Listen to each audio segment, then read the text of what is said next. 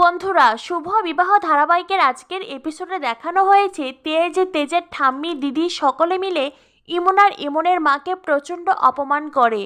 তেজের দিদি বলে, এই সমস্ত কি ডেকোরেশনের কাজ হয়েছে? হ্যাঁ, এটা কোনো ডেকোরেশন হলো? ইমন বলে, আমার কোম্পানি হলো এই শহরের সবচাইতে বড় সেরা ইভেন্ট ম্যানেজমেন্ট কোম্পানি, আর তোমার ডেকোরেশন ভালো লাগেনি?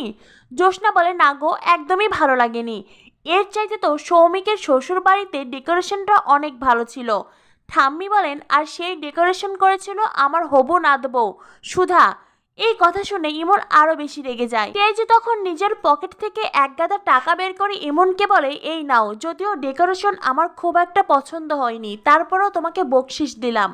সরি, আপনাকে বকশিস দিলাম। টাকাগুলো দেখার পরে ইমনের মায়ের চোখ মুখ যেন লোভে চকচক করে ওঠে। ইমনের মা মনে মনে ভাবতে থাকে, এতগুলো টাকা হাতের লক্ষ্যে কিছুতেই পায়ে ঠেলা যাবে না, যাই ও টাকাগুলোকে ইগনোর করার আগে আমি টাকাগুলো নিয়ে নেই। এই বলে ইমনের মা খপ করে তেজের হাত থেকে টাকাগুলো নিতে যায়। তখনই কিছু টাকার বান্ডিল পড়ে যায় সুধার বিয়ের ছবির ওপরে, যার কারণে সুধার বিয়ের ছবি কেউই দেখতে পায় না।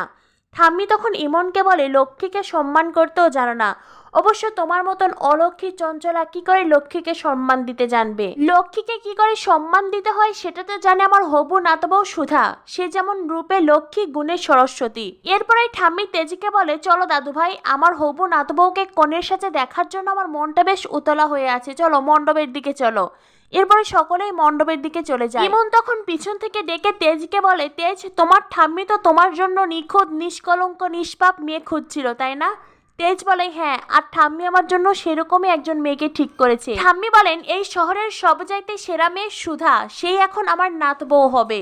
এই বলে ঠাম্মি তেজ ওখান থেকে চলে যায়। ইমনের মা কিছু বলতেই যাবে, সেই মুহূর্তেই ইমন তার মাকে থামিয়ে দেয়।